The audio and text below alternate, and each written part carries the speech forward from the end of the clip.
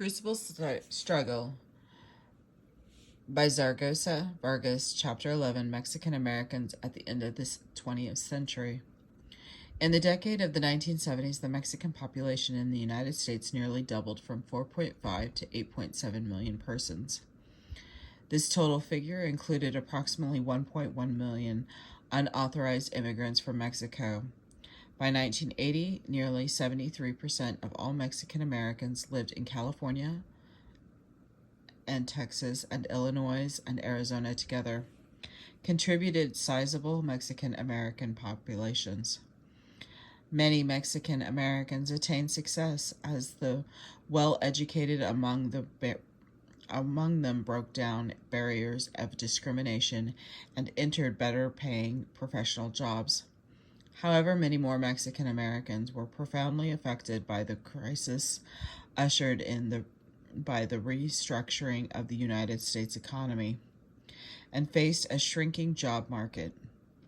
Those in the Midwest were hard hit by the savage unemployment precipitated by deindustrialization, the decline of American manufacturing, and the continued integration of the southwest border region with Mexico produced the second highest unemployment rate among the nation's Spanish-speaking population.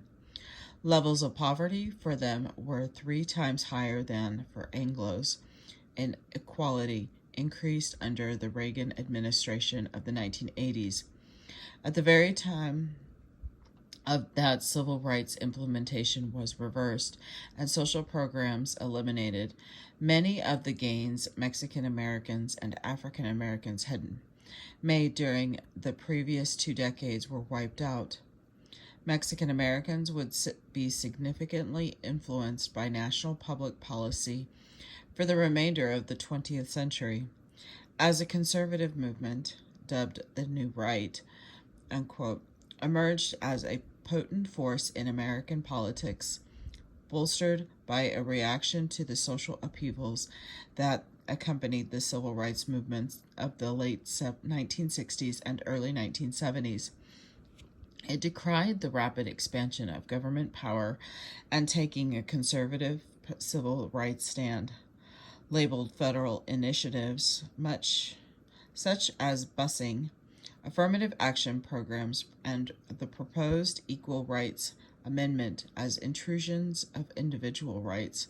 Ronald Reagan laid out this position in his inaugural address on January 20th, 1981. Government is not the solution to our problem. Government is the problem, unquote. Concerned with the growth of bilingualism on a national scale, the New Rights mobilized conservative Republican voters as a core constituency. The nationwide English-only movement and later the passage of Proposition 187 in California were examples of this retrenchment period that also saw Mexican Americans joining the New Right chorus. The most prominent Mexican American who defected to the right were essayist Richard Rodriguez and a conservative pundit Linda Chavez. Chavez was especially hostile to affirmative action in all forms and demanded an end to bilingual education and welfare. Both instead advocated Mexican American integration into mainstream American society. As electoral politics replaced social movements, Mexican Americans began participating in the political process at the local, state, and national levels. This electorate played an important role in Democratic and Republican Party politics and created a base of some influence in each, especially the Democratic Party. Mexican Americans made significant progress in being elected to public office as reapportionment and redistricting increased the number of districts containing majority Spanish-speaking populations, and because of successful legal challenges to voter inequality, what resulted was empowerment through the relocation of political power at the local and state levels. President Ronald Reagan's new Cold War nationalism depicted the Soviet Union as an evil, totalitarian empire and fueled a massive military buildup. Reagan's concern about Third World radicalism in Central America resulted in America's support for right-wing torture and violence, sponsoring surrogate wars in Guatemala and El Salvador, and backing the Contra Wars to overthrow the Sandinistas in Nicaragua. Mexican Americans protested against U.S. involvement in Central America and actively participated in human rights groups such as the Sanctuary Movement to end Central America's bloody wars and aid people fleeing the horrendous violence in El Salvador and Guatemala, facing deportation or threatened by the government with legal action because low-income minority communities were the principal victims of environmental pollution as a result of deliberate government or corporate decisions. Mexican Americans also came together on a wide array of environmental justice issues to protect their neighborhoods. Reflecting the growth of racial intolerance in the 1980s, a time when guaranteeing civil rights was not a priority, racially motivated attacks and other harassment directed at minorities increased. While racism and limited opportunities stirred feelings of alienation, frustration, and anger among Mexican Americans who fully recognized their marginality in America. Tracked into non-college courses, Mexican Americans became the nation's most segregated students, suffering from dropout rates as high as 50%. These school dropouts became prone to involvement in gang warfare. For minorities, the 1980s not only brought continuing problems of joblessness and public schools that only served as stopping places until they went off to jail or prison, but also violent and deadly gang warfare, fueled by a drug epidemic of crack cocaine and heroin in many inner cities, where poverty was widespread. Mexican Americans also became victims of an incarceration epidemic brought about by tough on crime, unquote, legislation such as moderate to minimum sentencing, 3 strikes you're outlaws, and the war on drugs, unquote. After a 20-year lull, the flow of unauthorized migration from Mexico as a whole increased significantly, so that by the early 1980s it accounted for an estimated 2/3 of all Mexican immigrants in the United States between 1970 and 1988. The number of Mexican immigrants increased 5 times, tripling the nation's Mexican-born population. In 1989, this population was eliminated at 12,565,000, a 45% increase from 1980, largely due to high immigration and rising birth rates. It would continue growing at an accelerated pace in the 1990s. Accounting for this upsurge in immigration were the conditions in Mexico that placed pressure on Mexico's workers to migrate north, an economic slump, worst since the Great Depression, population growth that averaged 3% per year since 1960, and a 50% underemployment rate. Many Mexican immigrants came to stay and induced their women family members to come north to take advantage of work opportunities. 1 in 2 immigrants from Mexico went to California, principally concentrating in the southern part of the state. Many became citizens and encouraged additional migration from Mexico to the United States. The anger and frustration and the growing number of unauthorized Mexicans and cultural changes their presence imposed produced a backlash. This neo-nativism, fueled by the politics of fear, scapegoated immigrants because of the protracted recession in California. State Governor Pete Wilson cut billions of dollars from schools and other public programs through Proposition 187. This initiative was a response to rapid growth of the Latino population, the increase of new immigration, and the general anti-immigrant sentiment that blamed immigrants for the ills that befell California's economy. The resurgence of racism fueled resentments by whites of the gains made by racial minorities that they believed came at their own expense. These feelings of reverse discrimination, unquote, produced the Reagan assault on affirmative action, a campus backlash against minorities, and a wave of campus-based racial incidences by decades in. In California, Proposition 209 abolished all public sector affirmative action programs in employment, contracting, and education. This came at a time when Mexican American college attendance was declining, while high school graduation rates continued to rise, and as deep cuts were made in funding for public education.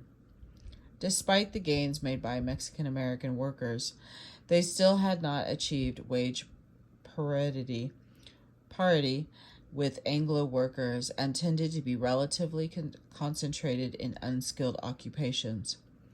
Furthermore, the modest gains were wiped out by the recession of the early 1970s and the deindustrialization that followed in the 1980s.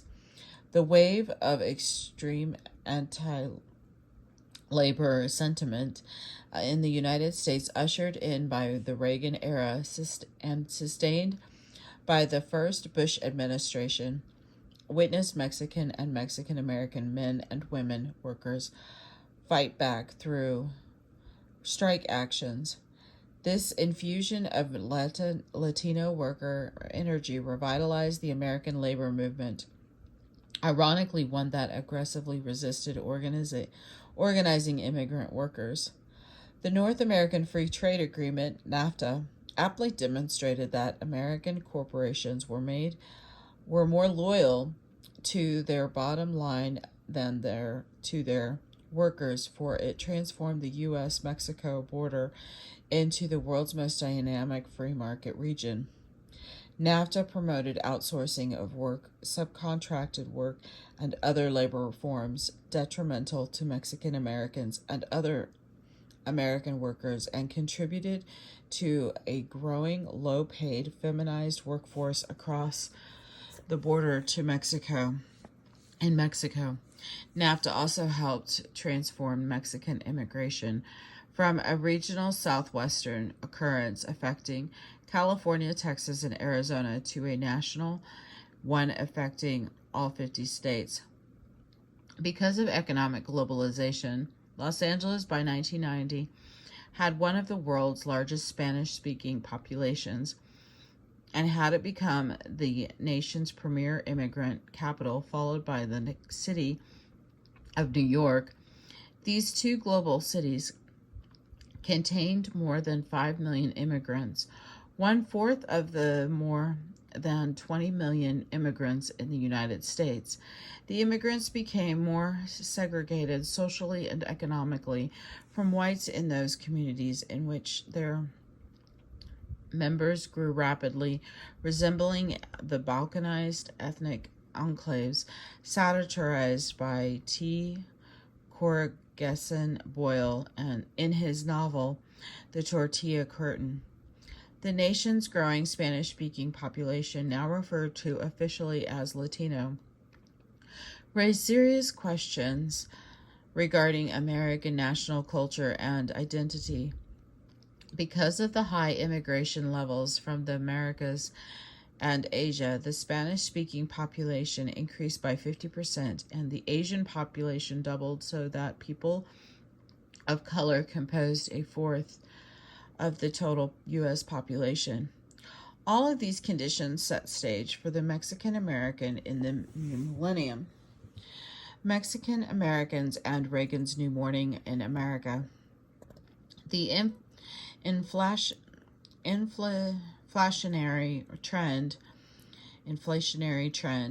in the United States that began in the late 1960s continued unabated through the 1970s, so that by 1980, the nation's economy was in shambles.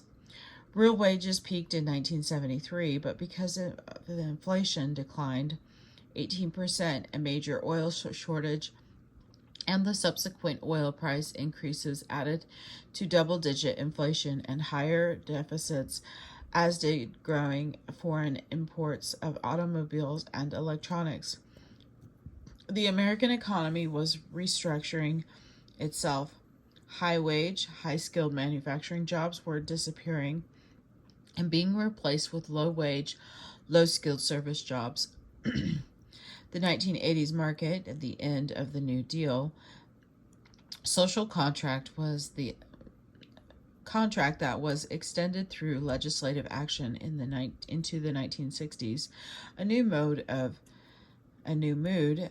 social meanness now pervaded America, and many Americans resented having to provide for the underprivileged. Critics charge that taxes replenish the welfare state and its minority clientele at the expense of productive taxpayers. Specifically, Democratic leadership had developed programs to redistribute social and economic benefits to minorities who were seen as unfairly receiving preferential treatment with regard to jobs and educational opportunities. Affirmative action policies, moreover, created reverse discrimination, echoing President Reagan's arguments. Whites were now claiming to be the victim of discrimination in education and the job market. A, quote, new morning America dawned with Ronald Reagan's election as President of the United States. Reagan harnessed the simmering discontent among large numbers of whites who felt threatened by the racial policies of the past 2 decades. To Reagan, the civil rights revolt had subverted the constitutional guarantees designed to ensure racial equality, fervently opposed to affirmative action. He withdrew funding for and ended demands on unnecessary social programs and increased racist conservative resistance. Responding to the demands, Ronald Reagan said African American editor Asil Moore of the Philadelphia Inquirer presided and helped create an age in which too many people felt free to express their bigotry, ignorance, and had holiday.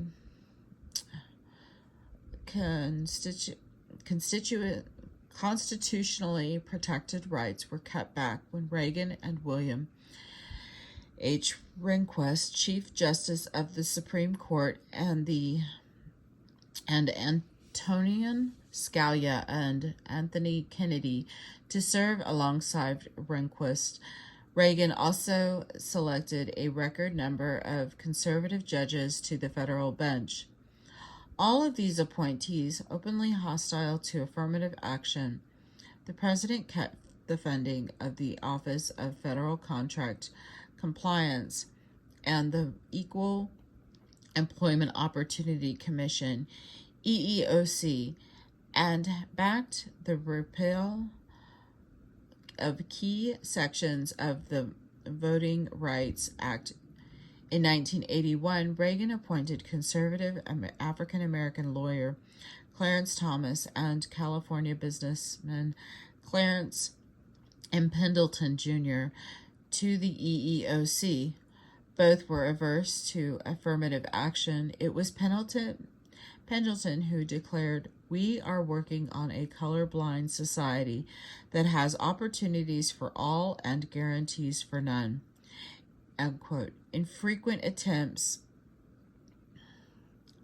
to discredit established black civil rights leaders, Pendleton called them, quote, "the new racists." For advocating affirmative action, these and other minorities who were incentive on civil rights and poverty issues assisted the Reagan administration in tilting the nation to the political right in the matter of race relations. Like Clarence Thomas and other African Americans, Mexican American safe minorities were incorporated into the non-racialism of the Republican Party and served as influential ideologies of the Reagan Revolution. The book Hunger of Memory, The Education of Richard Rodriguez, earned its author, Richard Rodriguez, a prominent place in American literature for its reflections on the role of language in determining one's cultural identity. Rodriguez' New Right admirers believed Hunger of Memory was primarily concerned with the explaining to white Americans why affirmative action programs failed. A Mexican American unabashedly seeking the abolition of affirmative action was staunch conservative Linda Chavez. Mentored by non-conservatives Albert Shanker and William Bennett, Chavez, as president of the grassroots organization U.S. English, also sought the elimination of bilingual education and instead advocated English as the nation's official language. A senior fellow of the conservative Manhattan Institute, Linda Chavez had come to Washington in the early 1970s as a committed civil rights activist. However, Chavez gradually moved to the right politically in the early 1980s. Chavez worked for the American Federation of Teachers, AFT, a series of articles written by Chavez and published in the AFT magazine, urging traditional values in teaching to reverse America's cultural decline, brought her to the attention of the White House. In 1983, Reagan appointed Linda Chavez staff director of the U.S. Civil Rights Commission.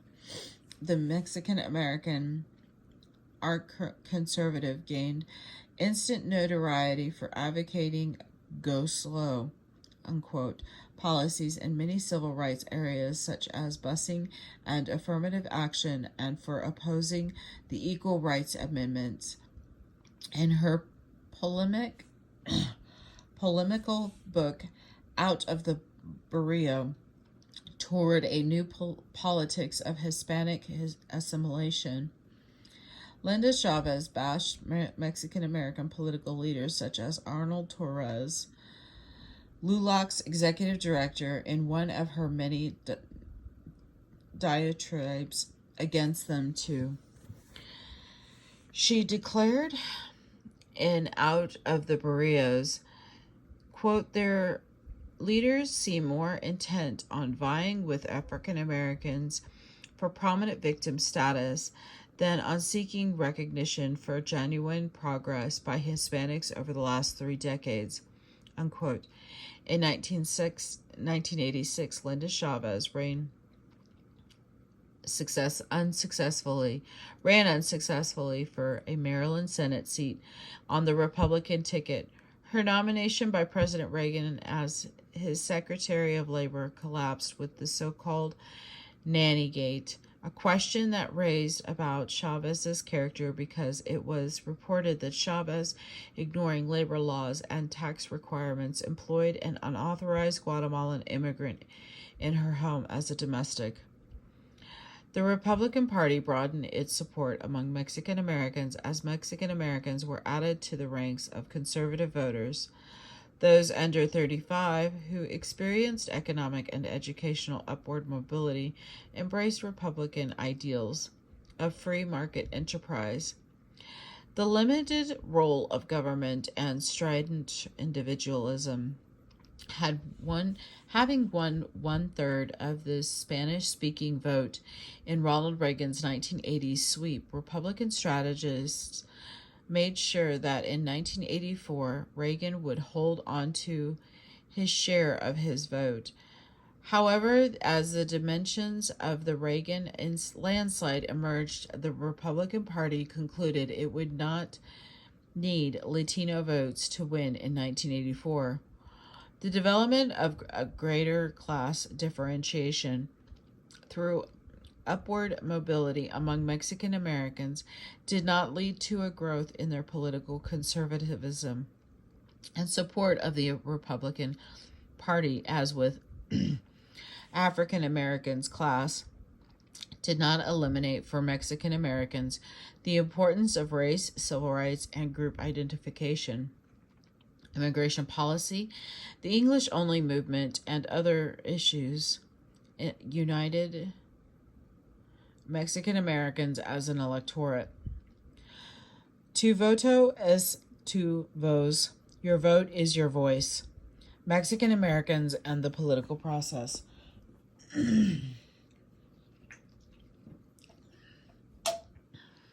Between the 1972 and 1992 presidential elections, Mexican American voter registration and voter turnout more than doubled. The enactment of the 24th Amendment eliminating the poll tax, the amended 1975 Voting Rights Act that extended to Mexican Americans in the Southwest, and the elimination of the English literacy requirement helped to increase the number of Mexican Americans elected to local and federal positions. Also of help was the fact that gerrymandering and minority vote dilution process no longer existed to reduce Mexican American electoral power. In 1986, on the heels of a blanket amnesty for nearly 3 million Mexican immigrants, voter registration drives were launched to bring more than 1 million new voters to the polls. The Southwest Voter Registration Education Project, based in San Antonio and led by former La Raza Unida Party member Willie Velasquez, was credited with great success building voter strength through registering in electorally critical Texas and California. 10 years later, the number of Mexican Americans registered to vote and hold political office doubled, despite the large numbers of youths and non-citizens. Mexican Americans continued to vote overwhelmingly. Democratic and Mexican American candidates received a broader base of support in their election efforts. However, Mexican Americans running for and holding office still dealt with discrimination. This included voter and campaign worker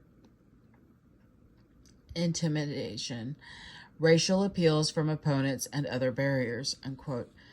It had been nearly 140 years since a Mexican American was mayor of San Antonio, Texas. Excuse me. In 1981, former White House fellow Henry G. Sismers ran for mayor of San Antonio and won, becoming the first Mexican American to head a major American city. The popular mayor was reelected to 3 additional 2-year terms. Instead of requesting federal funds to improve San Antonio to expand social programs, Cisneros worked to attract high-tech companies to the city to bolster the economy and generate more jobs.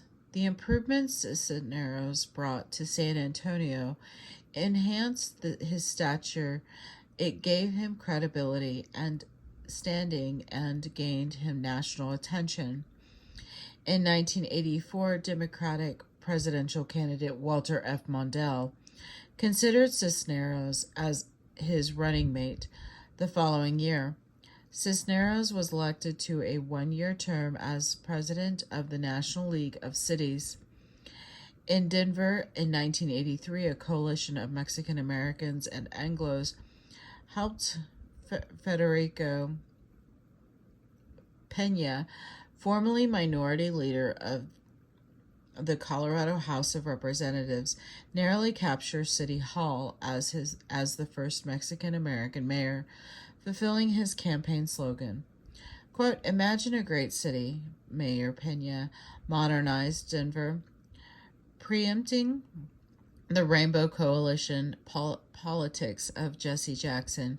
Mexican Americans with Puerto Ricans in Chicago in 1983 played an important role in the bitter election that saw Harold Washington defeat Richard Daley's political machine to become the first African American mayor of the Windy City. Mexican Americans and Puerto Ricans helped Washington get reelected for a second mayoral term in 1987. In 1983, voters in New Mexico elected Tony Anaya governor.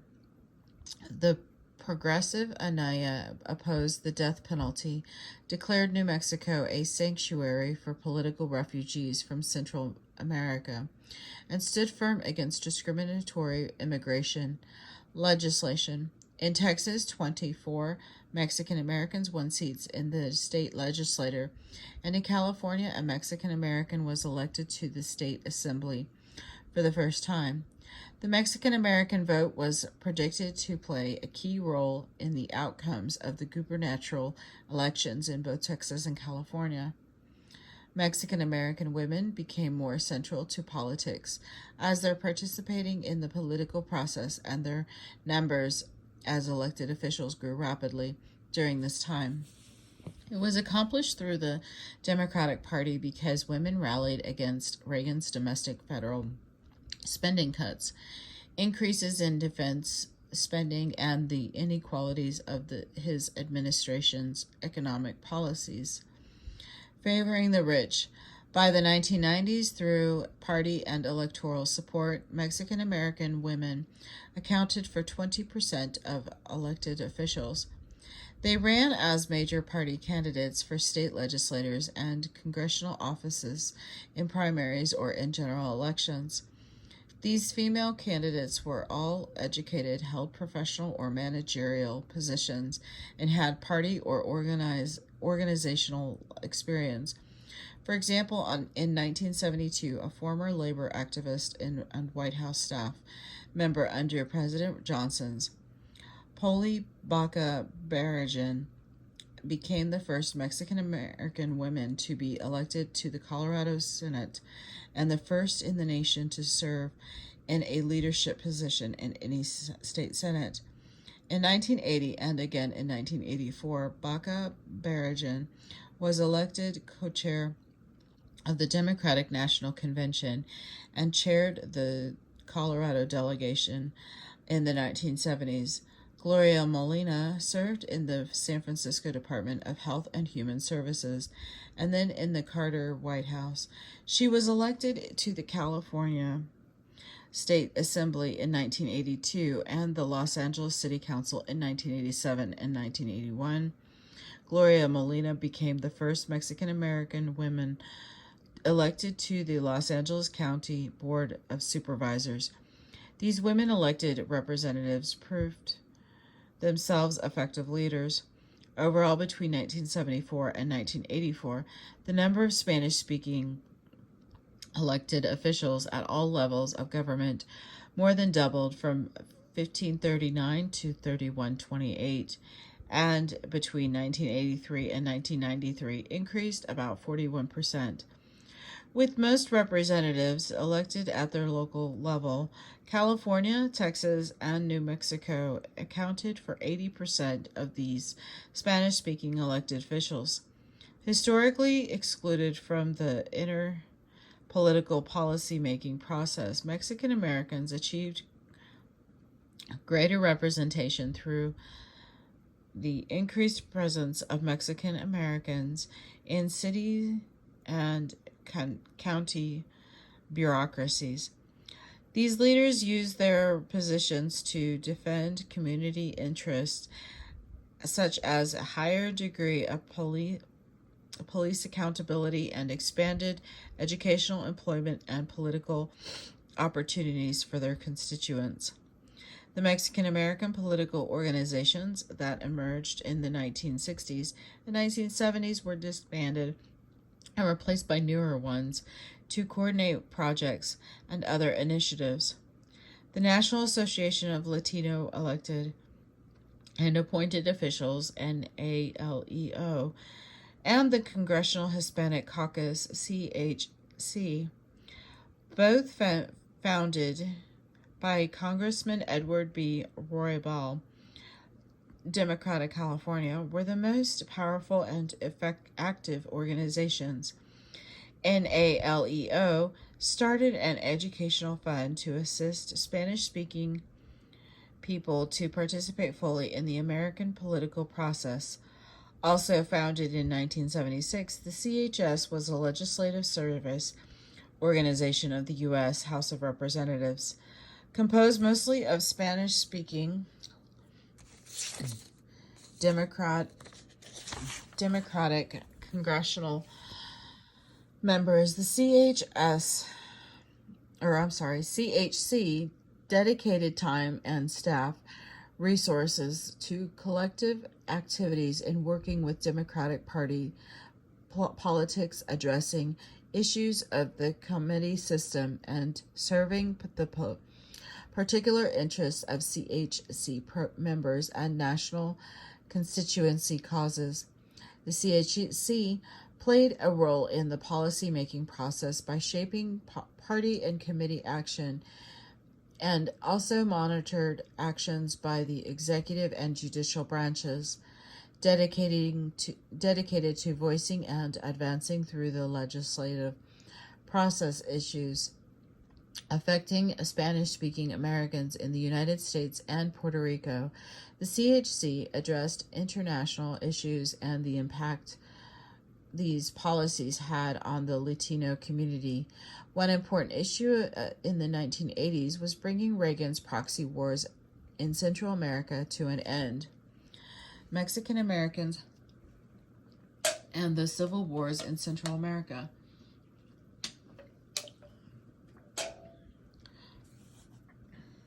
Mexican Americans once again questioned and then voiced strong disapproval of the foreign policies of the United States, backing up his bold rhetoric that communism had to be stopped at the U.S. border.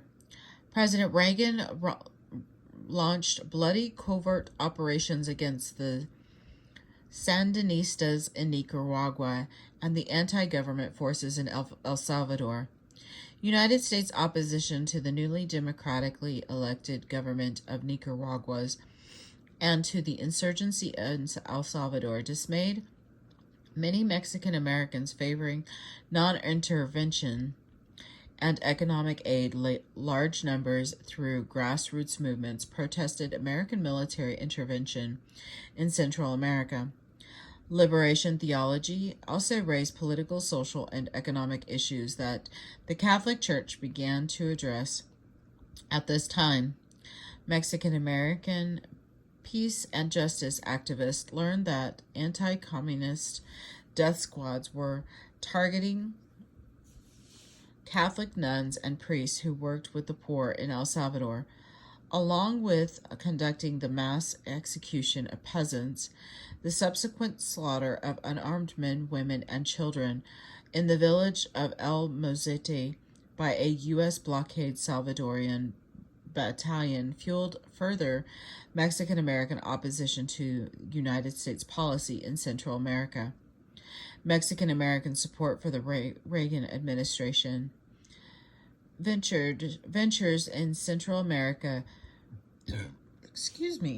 quickly dwindled, appointed to the bipartisan Kissinger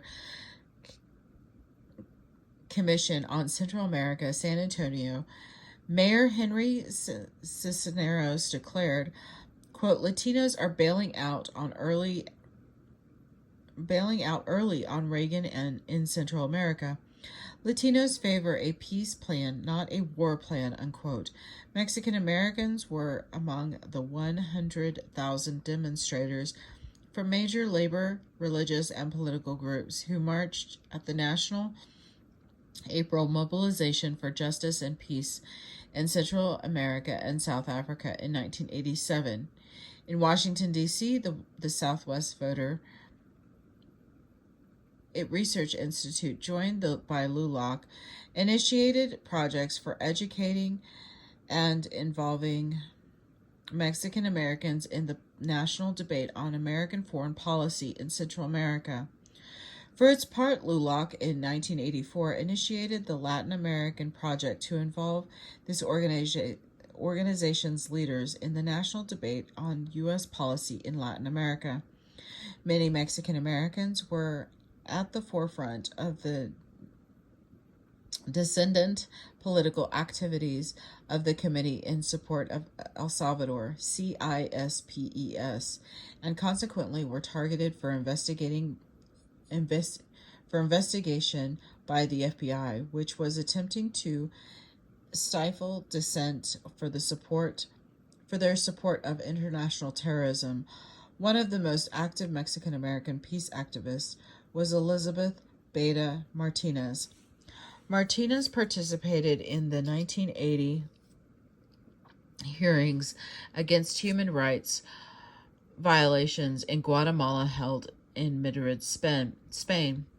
United States covert assistance to drug-running right-wing Central American military regimes during the Reagan years displaced close to 2 million peasants and workers from their homelands. It also shaped policy toward Central American refugees seeking entry into the United States who took up unauthorized residence in Los Angeles, San Francisco, Washington, D.C., and other cities.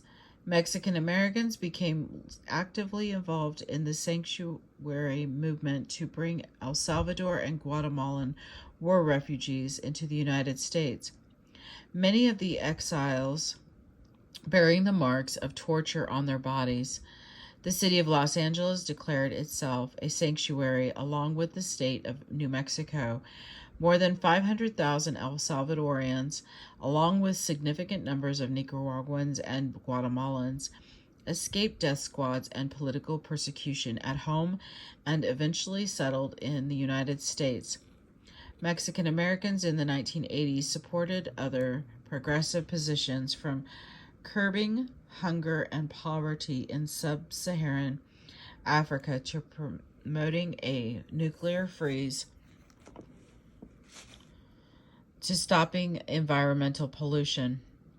For many of the America's minority communities, race and social and economic status were linked to chronic exposures to greater than acceptable levels of environmental pollution. Communities in which racial minorities were the majority population got less attention when it came to enforcing environmental laws because in many instances representatives who would be concerned with these issues were missing from local governments that decided that these matters. 3 out of every 5 African Americans and Mexican Americans lived in communities with uncontrolled toxic waste sites. Policymakers viewed East Los Angeles as a poor, crime-ridden, and politically powerless community and selected it for a hazardous waste incinerator. Mexican American residents of East Los Angeles strongly objected to and launched a grassroots effort. Leading this drive was the Mothers of East Los Angeles, MELA, founded in 1984 and numbering 3,000 supporters made up mostly of women. MELA proved these policymakers wrong in justifying jumping everything no other community wanted in East Los Angeles. The residents also vigorously opposed the building of a state prison in their community. Unemployment, drugs, gang warfare, and the 1992 Rodney King riots. A greater problem facing excuse me.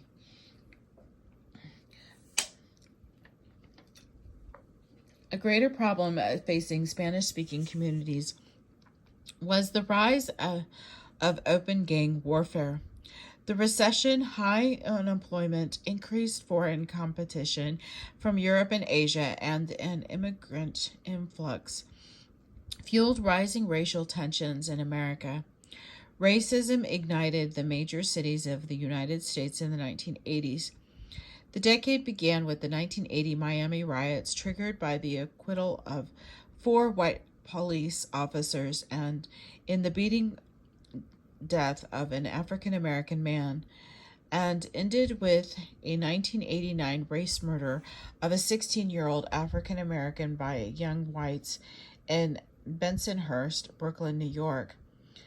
There were civil disturbances involving Mexicans and Central Americans in Los Angeles and along the U.S.-Mexico border, where U.S. immigration officials were, with impunity, conducted sweeps and harassed Spanish-speaking residents. With fears that immigrants were overrunning the nation, the numbers of neo-Nazi hate groups grew, many tapping at the rising numbers of alienated working-class whites for membership. Prominent among the organizations were Tom Metzger's White Aryan Resistance War and the Ku Klux Klan. The 1980s racial incidences were provoked by unnecessary and excessive police abuse that included beatings, unjustified shootings, and the use of police dogs against African Americans and Mexican Americans. In June 1981, the U.S. Commission on Civil Rights report to the White House and Congress confirmed with alarm the widespread acts of animosity and rising numbers of civil disorders triggered by violent treatment of minorities by law enforcement officials, linked inextricably to rampant poverty, high rates of joblessness, and school dropout. A wave of gang violence and crack cocaine uses swept through many inner city neighborhoods from 1985 through 1990. Luis Rodriguez's moving autobiographical novel, Always Running, captured the pervasive and deep sense of despair that led young urban Mexican Americans in Los Angeles into gang activity. Gangs developed economic functions. They became deeply involved in the lucrative drug trade as a replacement for the federal government's abandonment of youth employment and urban renewal projects, and the dearth of jobs. This hellish nightmare of unceasing gunfire, police sirens, and helicopters flying overhead was wrought on the city's minority working class communities by a large-scale destabilizing forces and marginalization resulting from changes in global capitalism, the social calamity of drugs and gang members. Murdering gang members would claim the lives of 25,000 young people. The nearly 1,000 gangs with 200,000 gang members in Los Angeles made the city the youth gang capital of the United States. Racial troubles and police violence continued to burden America at the end of the 20th century as demands for more law and order measures grew. Federal and state officials in Reagan's war on drugs, Just Say No, responded with draconian anti-drug and anti-gang legislation that sent a disproportionate number of poor African Americans and Mexican Americans into federal and state prisons. with younger adults incarcerated in youth authority institutions, lock them up and throw away the key, quote, police suppression and the general lack of equality before the law of Mexican Americans is dramatically evident in the nation's racist criminal system. Although the incarceration rates of African Americans and Mexican Americans have always exceeded their representation in the general population, their numbers grew increasingly top-heavy throughout the prison explosion. Oh my goodness, I'm sorry. Of the 1980s, prison populations in essence became minority populations. Here, prison guards routinely pitted rival African American and Mexican American gang members in organized gladiator combats. In the exercise yards, the fighting ended by guards shooting the antagonist apart with rubber bullets, followed by high-impact explosive rounds. This trend of high rates of minority incarceration in which offenders are convicted of nonviolent drug-related third strikes continued into the 1990s as the law and order campaign of the Clinton administration rivaled that of the Reagan-Bush era. Law and order, unquote, meant not giving Mexican Americans probation or parole, as well as racially motivated police violence and misconduct in the form of terrorizing Mexican American males suspected of being gang members through stop and search, unquote, activities. For example, in Southern California, 2 Huntington Park policemen were prosecuted for torturing a gang member with an electric cattle prod, and in a federal class action suit filed by 81 minority victims, they accused 22 sheriffs from the Linwood station of systematic acts of shooting, killing, brutality, terrorism, house trashing, and other acts of lawlessness and wanton abuse of power, unquote. It was later found out that the Linwood sheriffs belonged to a white supremacist gang. America's cities were increasingly segregated by race, ethnicity, and class. The sharp economic decline in the inner cities by the concentration of poverty and joblessness led to interracial competition and tensions. In 1990, nearly 2/3 of Los Angeles residents were of minority groups, 40% of Mexican or Central American, 13% of African American, and 9% of Asian. Most were desperately poor people in this overlap between economic disadvantage and race. The impoverished Mexican and Central American immigrants who flooded into South Central Los Angeles competed with poor African Americans for low-paying jobs and low-cut housing. Police abuse, gangs, drugs, poverty, and racial tensions transformed this section of Los Angeles into a tinderbox, and in April of 1992, it exploded in minority fighting minority. In combination with these precipitating factors, the acquittal of 4 white Los Angeles police officers who beat African American motorist Rodney King. The police had been videotaped attacking him, touched off 6 days of rioting in South Central Los Angeles and other parts of the city. The rioting produced 2,383 injuries, 8,000 arrests, 51 deaths, and the burning or destruction of more than 10,000 businesses. Property damage was estimated at over $1 billion. The 1992 Los Angeles race riot was viewed as involving only African Americans.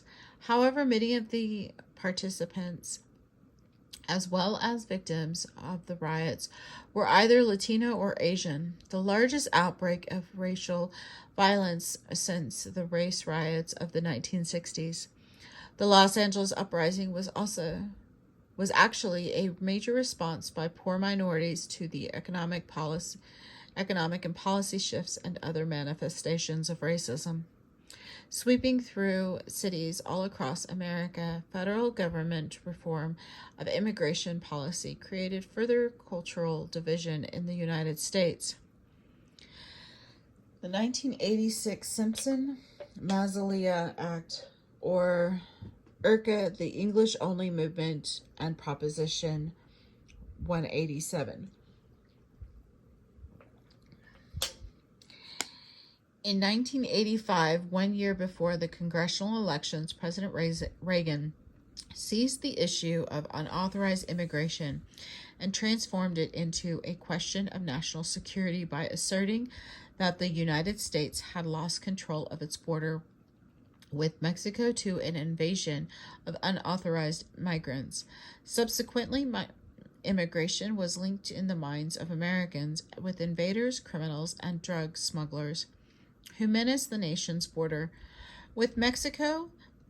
Mexican Americans also made their case against expanded immigration. They argued that increased restrictions on immigration were necessary and that immigrants from Mexico who were already here had to integrate into American society.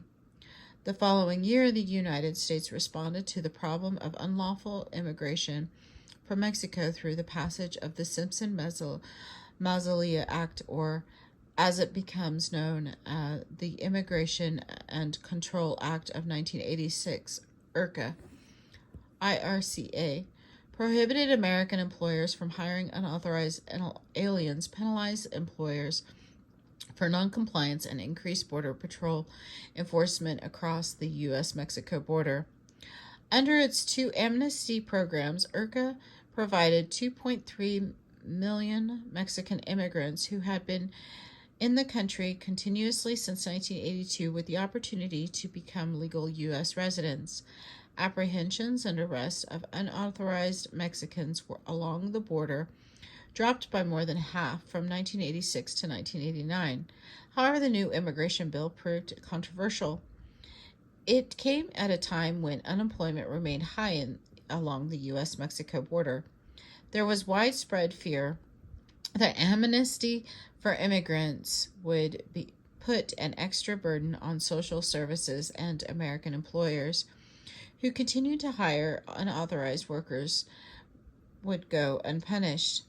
Despite the new IRCA legislation, hundreds of thousands of Mexican immigrants every year continued to flee for the severe poverty and misery ravaging Mexico and crossed into the United States. Many of them clandestinely. The 8.7 million immigrants who arrived in America in the 1980s accounted for nearly 40% of the U.S. population growth in this decade. By 1988, the Mexican-born population of the United States had grown to 12.1 million, largely from recent sharp increases in immigration in the 1990s, the deindustrialization of Mexico's manufacturing sector, the privatization of land in that country, and the implementation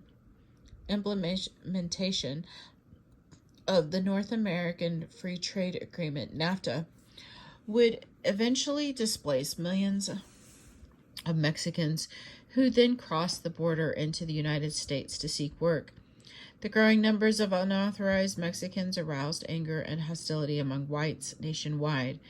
Many especially feared the changes in culture and language that the presence of immigrants imposed on the homogeneity of the United States.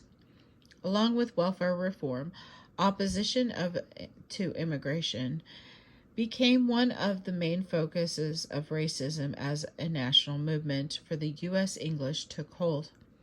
Challenging bilingual education as an instrument of acculturation, the English-only movement spearheaded a drive to add an amendment to the U.S. Constitution that would mandate English as the official language of the United States. English-only referendum, campaigns between 1984 and 1987 were launched in 4 states with high percentages of Spanish-speaking residents: Florida, California, Arizona, and Colorado, and it spread to a 5th, Texas, through the voter initiative campaigns.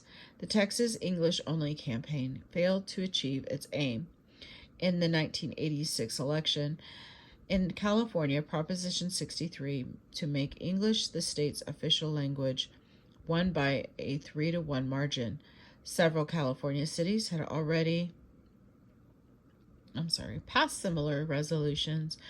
Proposition 63, however, had little effect in containing the use of Spanish and of bilingual curricula in California. Virginia, Indiana, Tennessee, Kentucky, Arkansas, Mississippi, North Carolina, South Carolina, North Dakota, and Georgia adopted official language policies in their state legislatures or had petitioned Congress to adopt the English-only amendment. Efforts to dislodge Spanish from the U.S. school system intensified. The success of the English-only amendments at the state level attested to the deepening of anti-Spanish feelings. Because Congress cut back sharply on the $140 million of annual apportionment for bilingual education in the 1980s. America's most impoverished urban communities became its most racially diverse as large numbers of immigrants from Mexico, Central, and Latin America, and the Spanish-speaking Caribbean continued to join African Americans, Mexican Americans, and Puerto Ricans in America's cities. In the context of the economic crisis of the early 1990s, industrial restructuring, high jobless rates, and the further demise of the welfare state, the racism against America's black and brown domestic minorities demonized a new scapegoat: immigrants.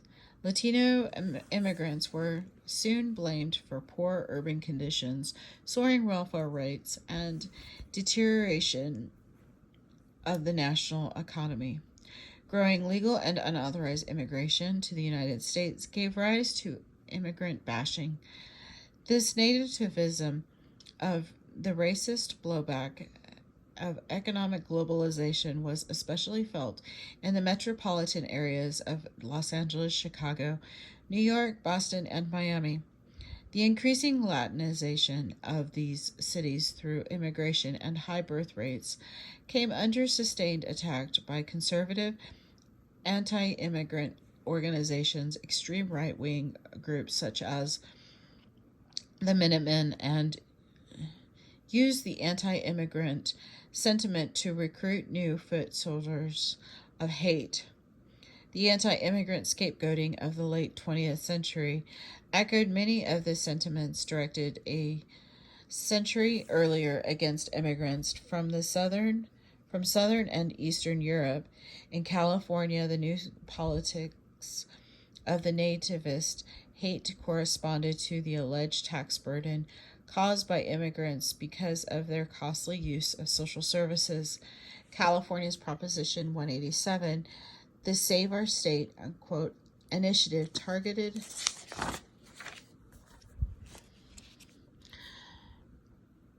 the state's rapidly increasing immigrant population by barring them from receiving state-funded health, social, and educational resources and services. The nativist movement in California, in which 60% of all unauthorized Mexicans were located, spread. It was most intense in states bordering Mexico, especially Arizona and Texas. The Republican Party during this time used California to generate a mean-spirited national debate on immigration issues connected with health care, affirmative action, and bilingual education. In the early 1990s, California went into the worst economic decline since the Great Depression. Federal spending cuts further hurt the state. An economic downturn coupled with strong reactions against the flood of Asian immigrants and unauthorized aliens and their drowning of California generated widespread anger among nativist and immigrants bashers. Reactionary critics of immigration contended that unauthorized immigrants were heavy users of state services, that is, that foreign households received 32% of all public cash assistance without paying taxes. However, studies such as those conducted by the Claremont Graduate School and the Urban Institute showed that unauthorized immigrants paid more to California in taxes than they cost in government services, and that they did not put any extra strain on social services. Nevertheless, public opinion polls showed widespread support for cutting off public education, non-emergency health care, and social services benefits to unauthorized immigrants. The media fanned the flames of nativism by damning immigrants for hosting a host of social ills, for unemployment to street crime. This happened because California Governor Pete Wilson and other politicians intentionally perpetuated the negative stereotype of the, quote, brown peril as state voters considered voting for Proposition 187. In an atmosphere of escalating nativism, the large unauthorized Mexican presence in California thus provided Governor Wilson, who was seeking re-election in 1994, and the opportunity to demonize a new scapegoat through rhetorical excesses, using the poll results to blame California's problems on unauthorized immigrants who seemed poised to overrun California Governor Wilson's claimed that states spent more than $2 billion per year providing public services for them. The strategy proves successful. California voters passed Proposition 187 in its 1994 statewide elections. 50% of California's African American voters cast votes for Proposition 187, as did 31% of the state's Spanish-speaking voters. Half of California's Latino respondents to the opinion polls had supported Proposition 187. However, by election day, this support had declined. The day after Proposition 187 passed, 8 lawsuits were filed in state and federal courts in California to prevent its implementation. The opponents of Proposition 187 questioned its constitutionality, arguing that it violated the 14th Amendment of the U.S. Constitution that forbids any state from denying any person equal protection under the law. A San Francisco Superior Court judge ruled that the Proposition 187 measure could not be enacted. A similar order was granted to California's public colleges and universities, allowing them to provide aid to students, regardless of their resident status. If the courts found Proposition 187 illegal, the state of California would have to fund benefits for unauthorized immigrants, punctuating his speeches with diverse attacks on immigrants. Governor Wilson used, quote, illegals to deflect his inability to manage the state's budget. Quote, 3.4 million illegals requiring state services placed California on the verge of bankruptcy, unquote. Wilson, who had also called for the denial of citizenship to the U.S.-born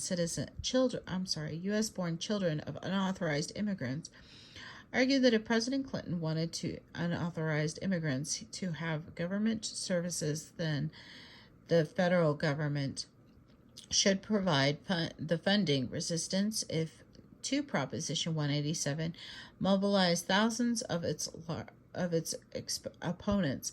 Large numbers of high school students walked out of school to protest Proposition 187. A handful of California school districts joined in lawsuits to challenge his denial of public education was as unconstitutional. However, these legal threats triggered recall campaigns against public officials who voted to spend tax dollars to fight Proposition 187. In October 1994, 70,000 demonstrators marched in downtown Los Angeles to denounce Proposition 187. The rally was coordinated by Fabian Nunez of the Los Angeles County Federation of Labor and Juan Jose Gutierrez of One Stop Immigration. Opposition to Proposition 187 also came from Republican ranks because William Bennett and Jack Kemp stated that it fostered an anti-immigrant climate. Proposition 187 was finally declared unconstitutional by a federal district court. Proposition 187 became a lightning rod of the divisive politics in California as the future immigrants remained a volatile issue. Wilson's backing of the malicious state initiative triggered the mobilization of Latino voters and pushed them into the Democratic Party. The Southwest Voter Registration Education Project, L.A. Hermandad, and the Los Angeles County Federation of Labor helped to bring 1.3 million new Latino voters. 6 million Mexican Americans were elected to the California state legislature in 1996. In the same year, in Orange County, Mexican American Democratic Loretta Sanchez defeated 8-term Republican Representative Robert K. Dornan in a hotly contested congressional House race. The conservative Dornan disputed the results as an example of how much nativist racism had shaped modern conservative Republican politics. Dornan claimed that he had ballots cast by people who were not American citizens or who were unauthorized aliens stole the election from him.